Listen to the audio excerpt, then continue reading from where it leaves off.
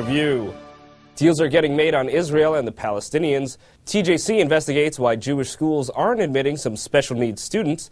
The head of the so-called anti-APEC, Jeremy Ben-Ami of J Street, sits down for an interview, and more of the Jewish news that's changing your world on this episode of the Week in Review. Hello, and welcome to the Jewish Channel's Week in Review. I'm Stephen I. Weiss.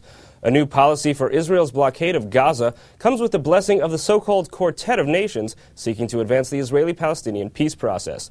Coming on the heels of the controversial flotilla raid that left 9 activists dead and 2 Israeli soldiers injured, the new policy would explicitly list the items disallowed for transport to Gaza, especially those that could be used to construct weapons, and allow the entry of building materials for UN-sponsored construction projects. The policy also directs Israel to consider allowing monitors of Gaza checkpoints from the European Union and/or the Palestinian Authority. The terms were hashed out in negotiations over the past week between former British Prime Minister Tony Blair, who is the quartet's envoy to the Middle East, and Israeli Prime Minister Benjamin Netanyahu. Commenting on the plan, Blair spoke to Israeli newspaper Haaretz, saying, "It will allow us to keep weapons and weapon materials out of Gaza, but on the other hand, to help the Palestinian population there." Adding, the policy in Gaza should be to isolate the extremists, but to help the people. Blair also highlighted another major issue of concern for Israelis in discussing the Gaza situation, which is the condition of captive Israeli soldier Gilad Shalit, who's being held in Gaza without foreign monitoring. Blair told Haaretz that now that the blockade of Gaza has been eased, quote, "we will have to redouble our efforts to release Gilad Shalit." Netanyahu also praised the new policy, saying, "It's important for me to have a policy that I can defend before the world." In addition to the new Gaza policy, an inquiry into the flotilla raid has been approved by Israel's cabinet, with 2 foreign observers named to the commission: Nobel Peace Prize laureate Lord William David Trimble of Northern Ireland and international jurist Ken Watkin, a former Judge Advocate General in the Canadian Armed Forces. The White House issued a statement approving of the commission, asserting the structure and terms of reference of Israel's proposed independent public commission can meet the standard of a prompt, impartial, credible, and transparent investigation. But we will not prejudge the process or its outcome, and will await the conduct and findings of the investigation before drawing further conclusions. On a more domestic matter for Israel, but one that could have significant implications for Israeli society, older yeshiva students may not anymore receive special support payments from the Israeli government, according to a ruling of Israel's Supreme Court. Married yeshiva students in Israel who are unemployed have been entitled to government support to guarantee a minimum income, while students at secular institutions lost that funding in 2000, making the ultra-Orthodox disproportionate recipients of government assistance. But that entitlement has now been declared discriminatory by Israel's Supreme Court, and many yeshiva students may now have to find work or other sources of charity to continue raising their families. And now, turning to another issue of who's receiving a Jewish education, Rebecca Honig-Friedman reports on the state of special needs students who aren't being admitted to Jewish schools. In many respects, Kaylee Samuels is like any other 2-year-old. She likes dolls and playing peekaboo, and her favorite word is no. But because Kaylee has Down syndrome, her family has been told she won't be admitted to the 2-year-old nursery program at their local Jewish private school. And even though it is Kaylee's favorite word, her parents aren't taking no lying down. My husband said the day she was born, they might as well brand activist on our forehead, because that's what we're going to be. We'll forever be advocating. For the last several months, Jody Samuels and her husband Gavin have been campaigning to get Manhattan Day School, the modern Orthodox elementary school on the Upper West Side of Manhattan at which their 2 older children are enrolled, to accept Kaylee into their early childhood program, where she would learn alongside her non-disabled peers in what's known in education circles as inclusion. All her therapists have said she's a perfect candidate for inclusion.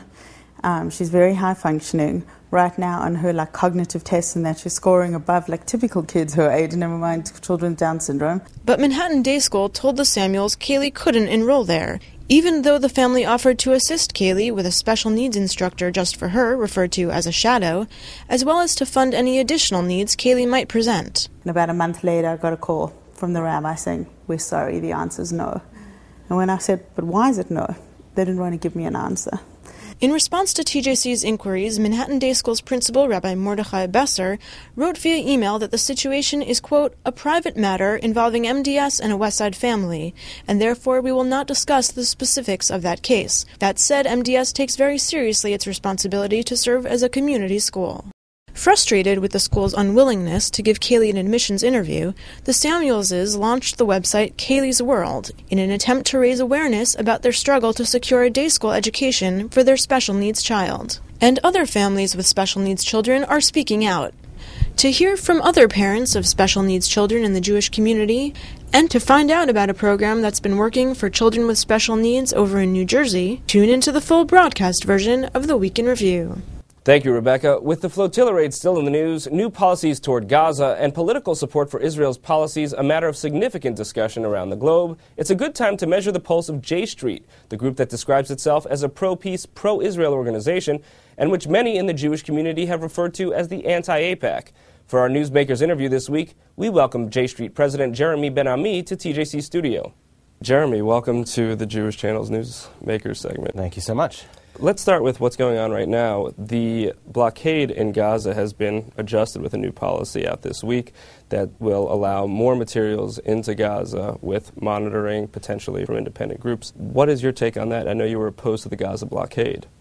Right. We think that it's important to have serious security screening and to have a list of items that are kept out of Gaza. That includes weapons and other material that can be used by Hamas to attack Israel. So I think it's important to have a strict security regime, but it was the larger, the lack of clarity of what was allowed in, what was kept out, that we thought was unhelpful either to security or to Israel's broader international image. So I think this is a step in the right direction and will result in a more effective security regime for Israel.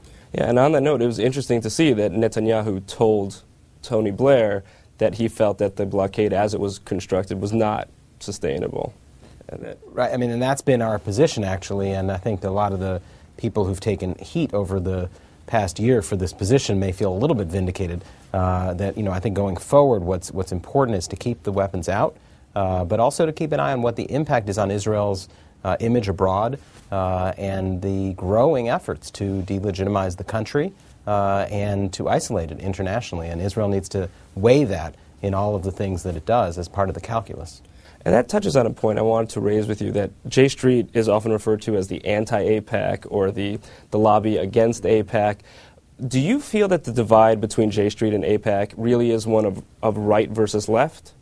No, and you know, one of the things I always say very publicly and proudly is we didn't start J Street to be anti any organization, and I actually have a great deal of respect for AIPAC and for what it's accomplished over 50 years. The strength of the U.S.-Israel relationship, the qualitative military edge, these are all things that wouldn't be there were it not for AIPAC. And they also, for those of us who are real political junkies, it wrote a textbook on how you create a lobby. So I have a lot of respect, and we certainly didn't create J Street to be anti-anybody.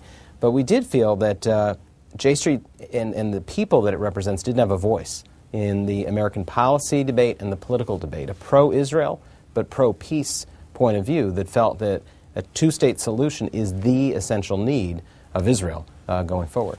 You can see more of this interview in the full broadcast version of the Week in Review.